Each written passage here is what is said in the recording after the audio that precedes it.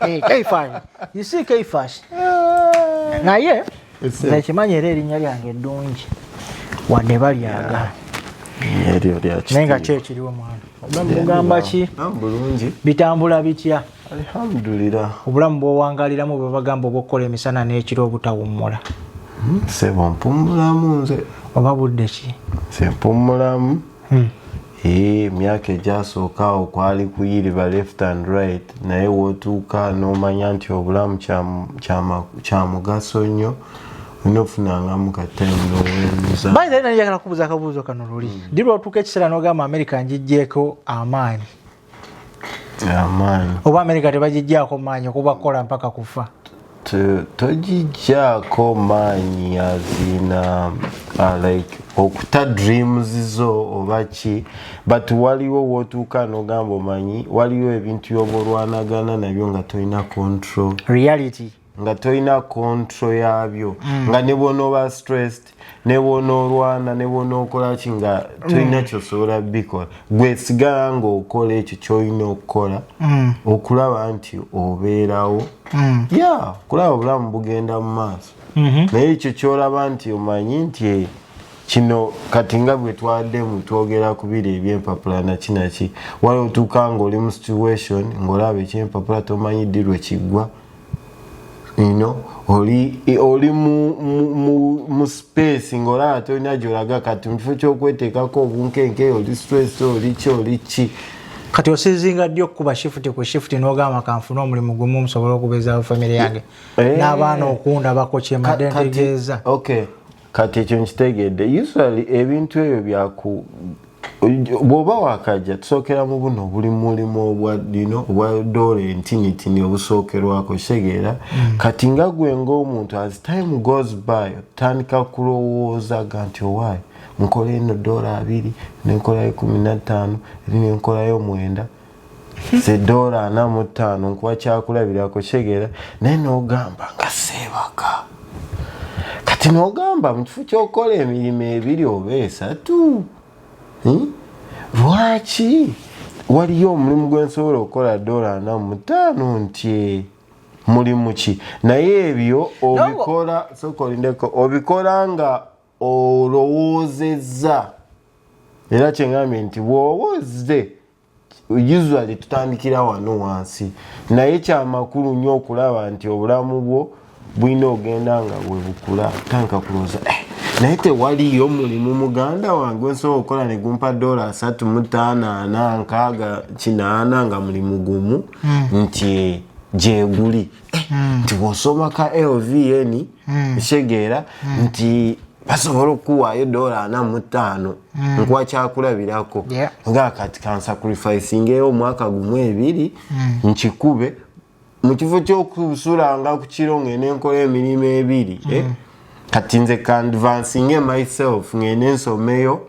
tanka okufuna $5 ku mulimu gumu kati mba seetaaga ate kukola mirimu emeka kufiirawo then ekirala bw'oba togenze nnyo mu mabanja nga wakatuuka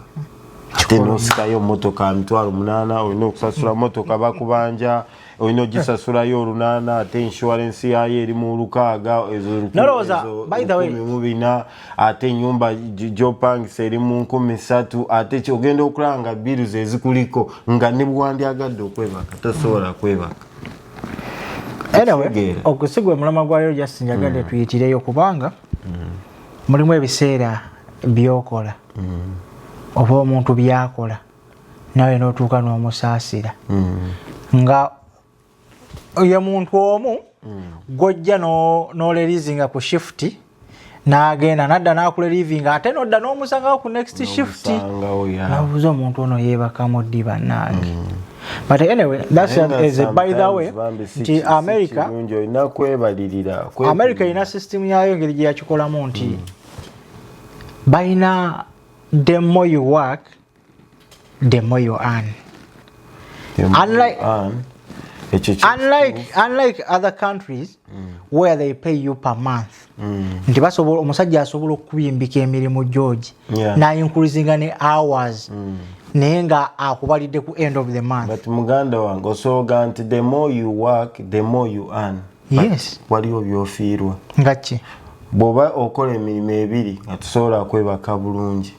kitegeeza obulamu bwo olina ky'obuteekako. Kitegeera muganda damage.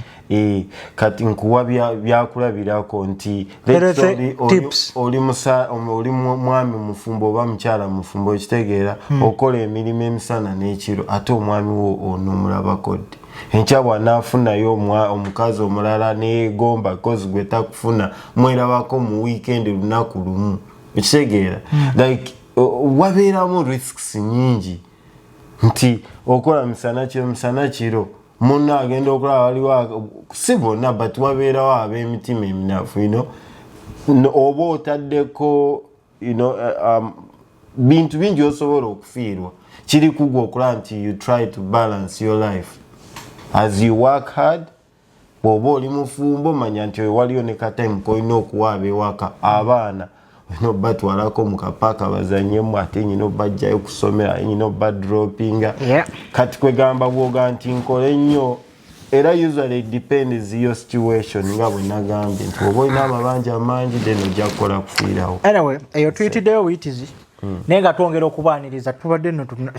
tetunatandika. Mukulu gwa Kaifa Shujide broadcast kwe tusinzira okuba nga tubaweereza wamu n'ogezaako obbawa exclusive information ne oba oliawo ebintu bye tusuubira nti binaakugasa wamu n'abo abasigadde bonna okwetooloola eggwanga.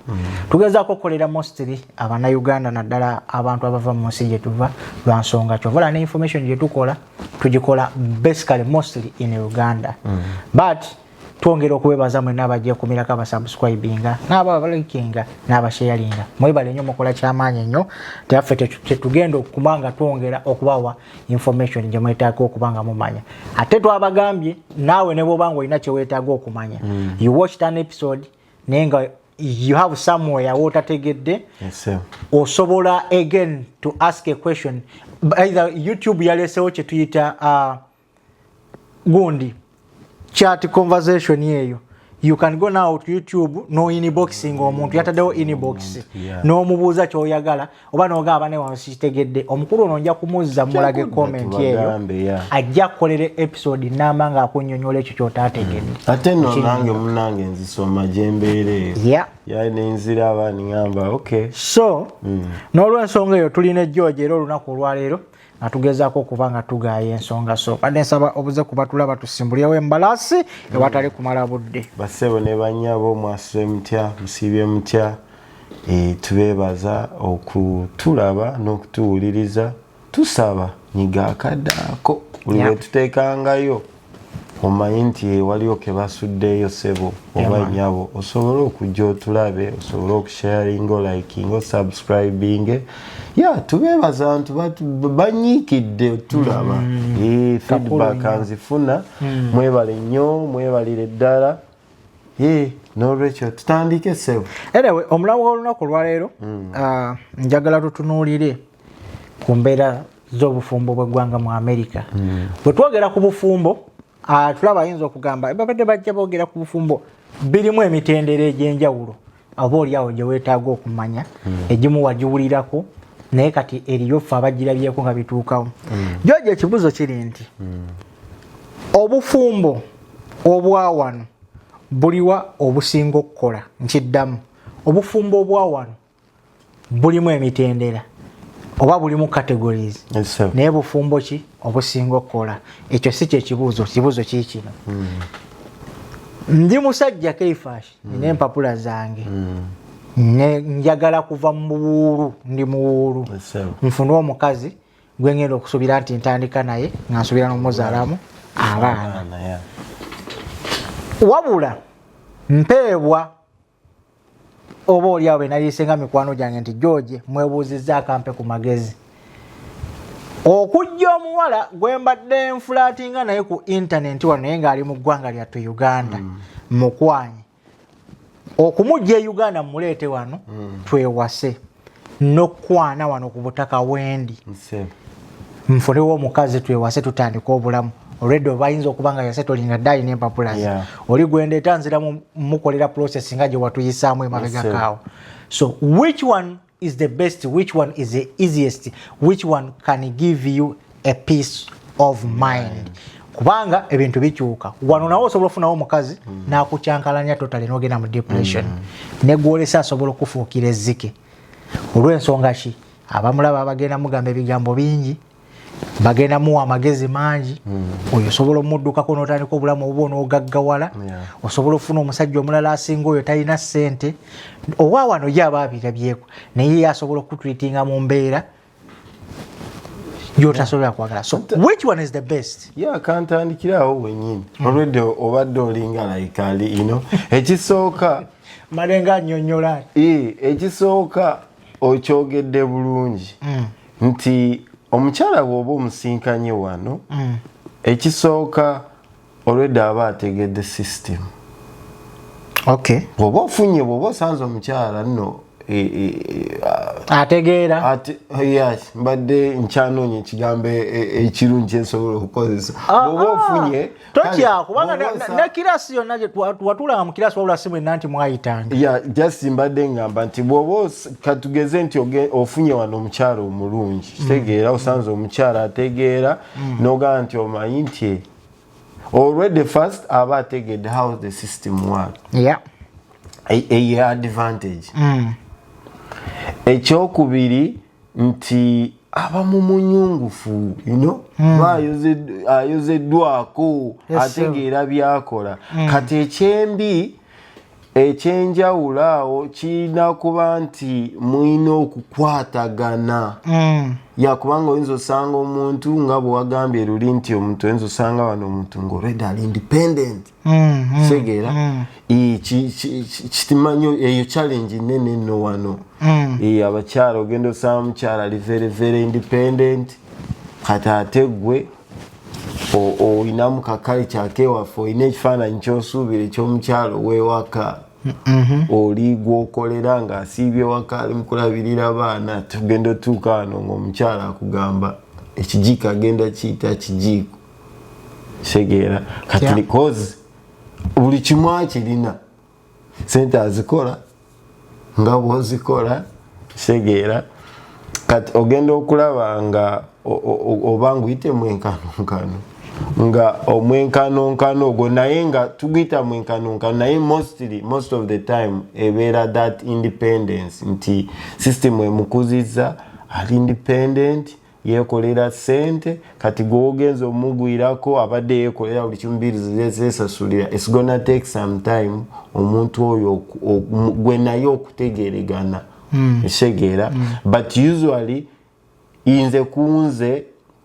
kubanga naye mugano wange mbuze ekibuzo ekiri complicated kubanga okufuna omukazi omulungi oba omusajja omulungi munange webaza mukama oba omugyewa naye tujja still tujja bagamba still tujja bagamba ebyo byo like ebizibu byoyitamu oba challenges ezibeeramu gwosanze wano ne gwojjoli kyenjagala ontegeere nti omukazi asobola okubeera omulungi regardless where we find her but wabawo advantages ne disadvantages ku mukazi gw'osisinkanye wano n'omukazi gw'oleese obuleesi kyenjagala otusigire kifaananyi kati mbadde kuwa wano nti ekisooka advantage ye already ye system aba agitegeera eyo it's an advantage but olw'okutegeera system abakyala bawano abasinga already babeera independent minded segeera nga bye baagala babimanyi bw'aba naga nti kino kyekyo kati oba olina kuba willing going that's part of I can say it's a disadvantage but kati kiri kuggwe naawe okwadaptinga to their to their mbeera oba naye ejja kuba kimutwalira obudde okugenda ng'amenyeka mpolampola okulaba nti you can sit ne mwogera najjamu kiri kubanga really omukyala kirungi n'abeera independent but not like very independent kubanga kati awo ojja kusanga ati gamba nkola byange ate omwami akola bibye which ekita making obufumbo buno bulungi omukazi wa wano owano kubanga tuli kuwa wano nti mostly omukyala owa wano ng'omusanzu olw'okuba system agimanyi abadde yeekolera bateweerabira nti nga muna Uganda Uganda because buli wetumala wano okyegera obudde bwomala wano mostly you become independent minded. Reason is byoyitamu utanka kwekolera akasente okafuna nga literally kyomisinga ye mwami. But because you are independent, you can make decisions on your own. Chegera chikuzibuwaliramu wano okwadjustinga ngoinono omuntu ayingidde mu space yo. Waliwo abantu abatamanyidde kubeera na muntu mulala in the same home. Mbarabyeko bambi nga kimuzibuwalira is gonna take you time okumanyira sobera okusharinga living room ng'omwami atudde wali ntudde wali. Je bali seba abali independent to that point. Nti esente ze togenda mubuuza kiri togenda mubuuza kino ne kino ne kino. Yeah. Kati ekyo wewabeera obuzibu. Nti they are very independent. Kati bwe kikusanga nga gwe omusajja nga Mukama n'atakuyamba nga toli willing kuadaptinga mu biseera ebimu nga oyina ekirowoozo ekyoli omukyalo we Uganda. Ofukamira kukola ki okimanyi kali kyaye waffe kati kizibuwala obufumbo obwo buzibuwala nikubanga obufumbo bulina okuba buli build okuwanga n'ekitiibwa obwa wano ne mukolerera wamu. Kyegeera omukyala bw'aba akola sente nyingi sina sente nyingi like mwina okukolerera wamu mu buli mbeera. Mukyala nno tukoze tutya kino kati omwami waliyo kino tukole tutya mwina okubeera nga mukolerera wamu obufumbo bwammwe okutambula obulungi n'okulaba nti busucceedinga. Kati awo we wabeera tagali. Kati we tudda ku muntu gw'ojje Uganda. First of all ku mukazi owawano n'akajanja kibayina kabakazi abawano gogambye nti aba yategeera system. George kino njala nkyogera eriayo bonna otegeezanga omuntu system n'obukulu bwe n'otategeeza mukazi nga muna Uganda sigezaako bavunza sigezaako bakola ki si bonna ngera nkiddamu bwenzije nkyogera disclaimer si bonna nti babikola naye omukazi omuna Uganda buli lwana amanyanga rights ze over a man oba ogenda kigwangako gwe gwoyogeddeko ye yategeera system akimanyi bulungi in American system a woman is above the man. So as a woman from Uganda agenda kosa advantage eyo but still obere abawa mutima mubi ati kyenkugamba kyekyo kyentunulira wali ntireka kutunulira balungi bokka ogenda sisinkana omusajja afunye omukazi wa kumbeera yes ayite mu mbeera ey'okunyigirizibwa omusajja oyo atuuka okwejjusa agende mu stress afune depression oyo yamuzaalamu abaana atuuse ekiseera omukazi amwekyangiddeko amutadde ku child support. Omusajja ayingidde child support embeera etandise omukunya ayingidde depression. Depression yemuwaludde emba zonna zimuguddemu akasente nga bwakafuna akimanyi kagenda temebwako kagendewa ku child support lwansonga omukazi yategeera ki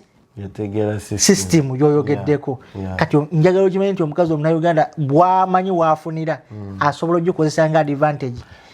Bw'okimanyi nti mulimu abawano afumbirwa omusajja nga akimanyi nti omusajja oyo alinamu kasente kabadde mulavu ne batuuka n'atuuka okudivorcinga omusajja nga alina target ye ayagala.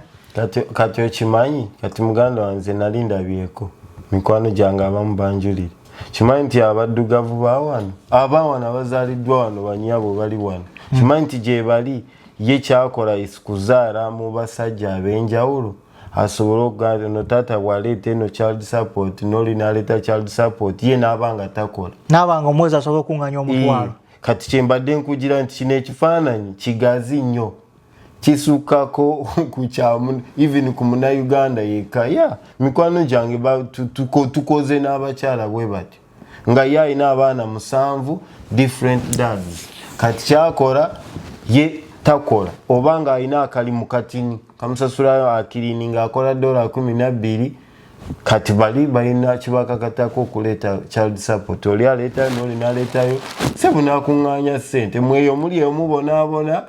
nga yakola ki ayitawo kyoyogera kituufu muganda wange but nga bwe nkugamba nti kisukka like kiva ne ku Munnayuganda omukyalo Munnayuganda ne kigenda homeschooling mukyala kwango jasanga n'omuzungu wawano because akimanyi kiriwe kati abazungu kye batusingira abasajja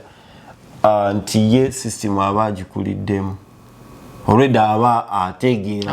okutandikira yasobola kukola kino biki but kati fe kitumenya nti tuba tukulidde tuvudde mu culture ndala tutuuka wano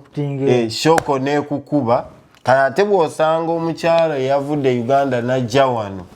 kaya ate ye n'atuuka n'alaba culture ey'abano kitegeera kati n'ayagala nti mutambulire ku ekyo neyeerabira nti gye muvudde nti culture ndala yes as you try to adapt mweno culture gye mulimu kati but still you have to remember what gye tukola ki gye tuva unfortunately abamu tebakola ki tebabigira but then nekiri kyenkugambye nti either asobola okufuna emikwano emibi nze bba wange tankola bino notandika okufuna awo omusajja gwe afuna gundi ate gundi yebakane gundi ate yebakane gundi nofuna ki nofuna obuzibu sebo then ekiri twakyogeddeko already kya independence gamba loli mu America kwegamba kyembadde nkulaga nti omukyalo wawana amanyi rights ze akola ki first of all kimuwa independent abeera independent minded kyembadde nga nti amanyi rights ze so gena nakola sente n'agiyingiza ekikulu kyo kyayagala ayagala patana mu bulamu bwe patana oyo muyina okukkaanya kulaba nti mubeera mwenna naye usually tebiba byangu because ye alimu that independent minded ayina ebintu byemulemerako kitegeera oba kati fe it's hard omuntu owewaffe ayina culture ye Uganda asobola okwawukana nagamba banawulira batya nga Kaifash mutadde ku child support ng'alina gwaswalira n'akireka because tutuuka ne tubeera independent teri agala kumanya kabe kasinge tolina gwoswalira okola byoyagala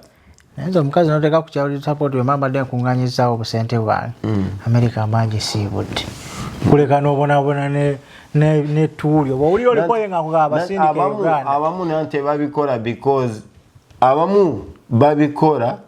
kubanga abayagala ku revenginga ate kati kyekye nkugamba kulekera revenge yo nange nenvaawo wadde nange mba nfiiriddwa abikozesa busu not because ntasobola kulabirira kino jjukira child support ejjanga muganya okukkaanya nti ofumba obugize kati ne bakuteekako forced support kati awo wewabeera obuzibu nti mutuuka ekiseera ne mukola divorce kati nasigaze kati gamba asigaziza omwana usually n'omusajja asobola okusigaza omwana okusinziira yo situation bwoba olina omukyala letsa ayina obulwadde obuli mental kitegeera ate nga gwe ayina wosulo basobola okuwa omwana obeera n'omwana usually nali nakugambako emabegakawo nga tetuli mu kamera nti ebintu bya divorce nti biralamuko at least bamanyi okutuula nebintu ne bagezaako okubitematema okusinziira ani akola sente nyingi kitegeera kati ate nja kubuulira kati nga kyoleeta omukazi okuva e Uganda womuleeta kati omukoledde empapula n'atuuka wano tugeze mbadde mu makati gakola mpapula tezinaba kuggwayo oba ne bwe ziba ziweddeyo ne mwawukana bw'aba akutaddeko embeera ate kibawaasa kubanga yasobola okuteekako child support waliyo spousal support kubanga oba wamuleeta akyali under you jukira gwe yamusponsoring omuleeta wano kwegamba bintu bizibu nnyo nti kikutwalira gwe ng'omusajja agenda okuwasa omukyalo wa wano okugamba nti omanyi nti kati tuli mu kale kyeno kino ne kino kankima amazzi sobole okutambuza kino oba ate doesn't mean nti okireke you have to talk. You have to talk. Ne mwogera n'omuntu oyo okulaba naye bwe biba biganye usually olusi tebiba birungi nga byogamba bivaamu child support ebintu ng'ebyo but seresinga nti babikola to revenge tekikolebwa even nti oli wano mu US wokka omuntu akuteekako embeera e Uganda kye bakola akuganda kulaba mwana nenzo oba lwaki oba ndi musiru naddala kasita amanya nti omuzadde oli mu America ate oyagala nnyo abaana bo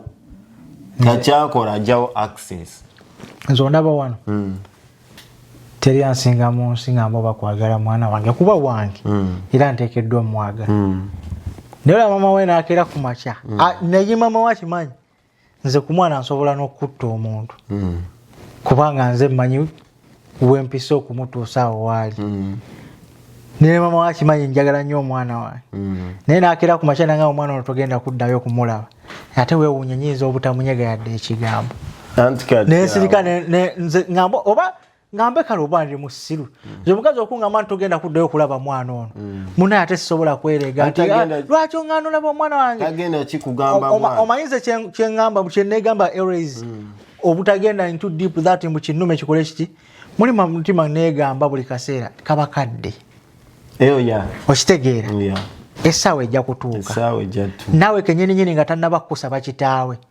owulire nga kikulumiriza ojja tuuka ojja kunnoonya ekyo kyo kituufu kati nga tuzeeyo era ku mulamwa yatubadde ku mukyala gwosanze wano nti ekizibu kyabwe nze kyemmanyi banjogera ebyo byemmanyi nti babeera very very independent olwa kalica ya wano nti ade yekolerera literally kyeyetaaga pattern kati pattern oyo olina kuba willing naawe okwadaptinga tumbeera gyalimu oba mwenna mwina okwogera okulaba nti mubeera ku tebo yemu kitera kuba hard kufa abasajja naddala abavudde eri abalina ekifaananyi kiri ekyomukyala gwokola ki gwogera kasita bibaamu embeera embi aye bigenze mu child support ate awo kiba like you know already tekiba kirungi kasita wemutuukire ekigezo ofumba obuba bukoze eki buba buganye kati ate omukyala gwojja ekyaddondo first of all oba omutaddemu sente kituufu oba omutaddemu obudde kati ekizibu kyabwe ajja omutwe gwe gwonna mindset buli kimu kyonna kyamanyi kya Uganda nga naawe olunaku olwasooka lwe wajja n'oyingira wano mu America shoka eyasooka okukubibwa nti n'okubuuza abantu sebo nali nva ku kyeyo okujja wano gyonna gye wali gamba oli atannajja kubanga kati sigamba gwe neŋŋamba bano abatulaba n'abatuuliza nti kali kyo shooka esooka nga wakatuuka wano nti ewaffe omuntu omutunira bwati mu maaso baluyita lugezigezi omuntu omukulu omulaba mu maaso oba mugamba omulaba mu kamwa naye wano omuntu otamutunula mu maaso ng'oyogera naye bagamba oba olimba nkuwa kyakulabirako omuntu wano okumubuuza nga wakatuuka wano omuntu nkukwata mu ngalo ngamba ewaayi nze George ebyo tetwamanyira nawe n'ogamba Shafiq kati gwe Uganda gyebiri oli otya ssebo wasiza otya nnyabo okitegeera kati mukazi wattu omutaddemu ssente ezo nazoogedde omutaddemu ebiseera omuleese wano at first of all jukira gwe already oyina bills already ezikwetoolodde zolina okwasaganya oyo muntu bw'omuleeta abatannafuna mpapula nti atandika akole takitegeeza adipendinga ku gwe buli kimu kati ne mubaamu ekalica shock eyo literally alina okuyiga ebintu ebisinga kati bwafu tafuna yo ekigroup kwanga webali sanga oli atubawuliriza engamba ennyo ndokulambadde nkugamba nti bwatuuka wano akyali mu culture shock bafunira emikwano kimugamba bino nebiri oba oluusi musajja watugwe because otaddemu kingi taddemu sente oli mugezaako omulabirire wano omubeezaawo okitegeera ate bamugamba usually omuntu twesiimiza nnyo ebyo like kyolengera eri naye nga tonakibeeramu bw'oba mu buno obufumbo ng'olinamu embeera gwe weegomba oli ng'ayitawo nga baseka beekutte nga olowooza nti all is ki is well kati gwe because oli wano wamutaddemu ssente oli mugezaako abeere olina bills olina ki maybe waliwo oyinza obutabeerawo even all the time okyalikuwa oli mukukola mirimu ebiri ate ye alaba waliwo emikwano egimugamba ate ki okulaba abasajja jjukira abantu tulinawo abalenzi bangi tebalina okufuna omukazi oba omusajja abakazi bangi naye okufuna ategeera kati ogenda okulaba bangi abamutunuulidde oyo gwoleesa tokanga bakimanyi mukazi mufumbo kubanga nabo banoonya gwe bategula yo naye ng'ekirungi wano mu community yaffe wano within California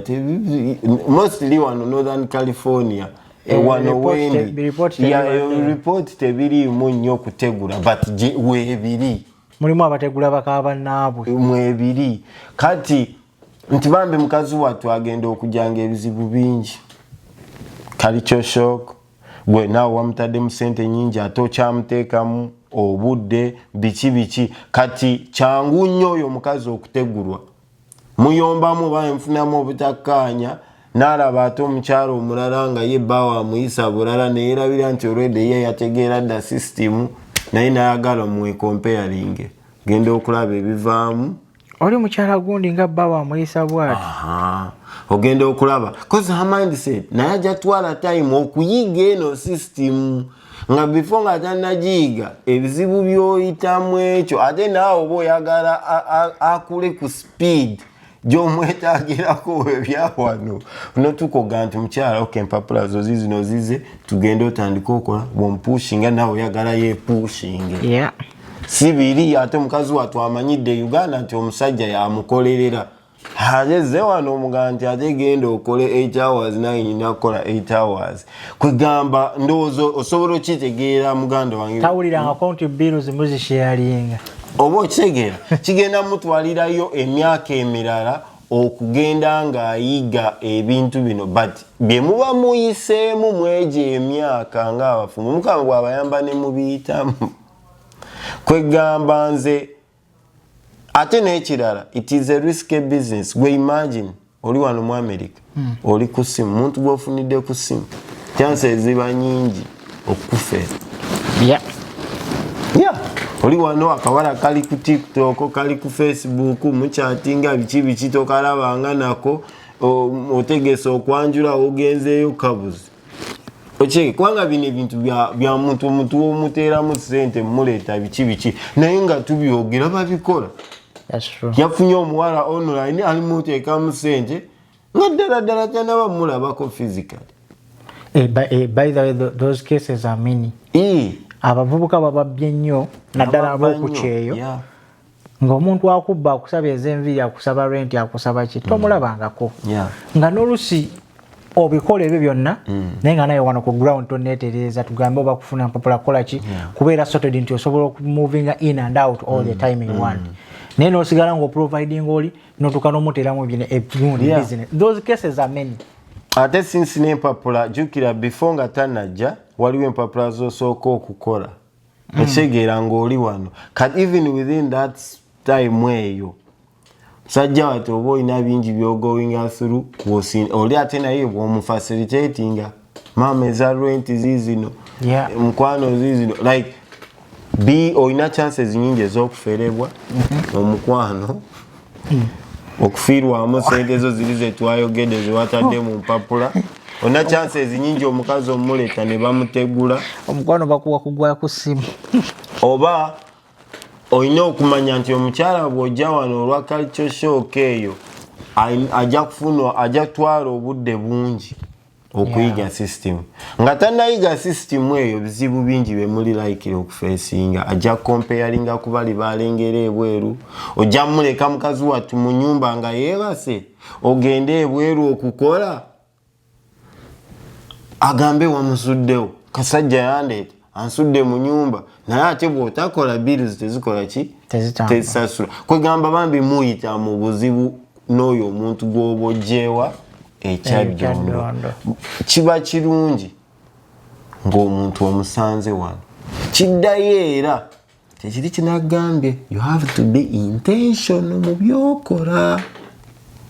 notazanyira mu bintu kyogamba if you were to advise someone to get a woman ng'ali wano you advise that person to get omuntu ng'ali wano kugamba ne bwaba mwami bw'oba oli wano weebali be intentional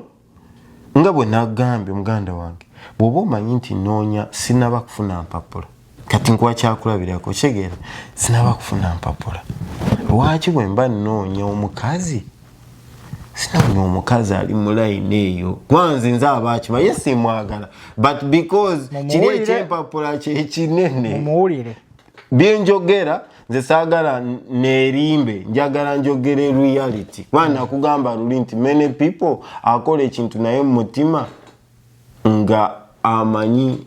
tekinaggwera lwaki tonoonya omuntu oyo kubanga bino ebintu biba byakwefunamu nogamba omanyi nti kanoonye mu kifo ky'okugwa ate kuwona era tanaba kufuna mpapula kyesinoonyayo omuntu asobola okugira kyangattako kubanga empapula aba alina kyakoze eki kyakugazeeko siganye omukwano gusobola okusuula ku muntu yenna but you have to be intentional mu byokola oba ku mirimu oba mu bulamu bwo n'omusajja ne bw'oba omufunye oba omukazi you have to be intentional mu byokola nogaa oke buno obufumbo nina obuteekamu ate n'omukyala akola eki abuteekemu kasita omu kummwe akola kino akola kiri kwe kutagala kwowulira. Stay tuned. Mukutu gwa Kaifa Shujide broadcast ebigambo ebyo byowulira bivunaanyizibwa kuffe wabula si ku mukutu guno. Twongera okubeebaza mwenna abagwekuumirako twagala tutandikiraawo next time bwe tunaba tutukomye mu episode yaffe enaabezeeko nga twongera obasigira ekifaananyi ekinene ekikwatagana ku ggwanga lya Amerika n'ebigirimu oba n'ebiririmu ebye abantu obulamu bwe bagezaako kubanga bawangaaliramu sigezaako kwanika buziina bino ebintu bituuka all over the world buli wamu ne waba Uganda bituukawo naye just nti waliwo ekintu ky'otamanyi ekiba mu saidi zeeno ekisukkako ku kyewaka nti eno ebintu bo babikola nga biri in line with everything ng'obiraba byegoberera than ewaka gy'osobola okkeera ku makya no divorce ng'omuntu out of nowhere n'omuntu anaagenda eno bikyukamu nowasa omwana w'abaana omala naye emyaka 10 alina abaana 6 tolinyangayo waabwe okyegera naye kati wano waliwo neteeka eriga nti bw'obeera n'omuntu mu nyumba nga mumaze emyaka 10 ligala abafuuse mukazi kyoba owuninga abaaki owuninga kati nti nga bw'ogambye nti buli kyokola kibeera in line because tuli mu system eri somehow eri straight so n'olwensonga eyo tugenda kusukkawo wano mukutu gwa Kaifa Shujide broadcast tubeebaza okubanga mugwekuumirako tukyabaleetera olw'obuvoto lwa waka mungi nnyo nyini ddala mbadde ne George olunaku olwaleero bwe tuli bwe tutambuza ensonga mubeere bulungi till next time Katonda waffe abatukuumire amina mweraba.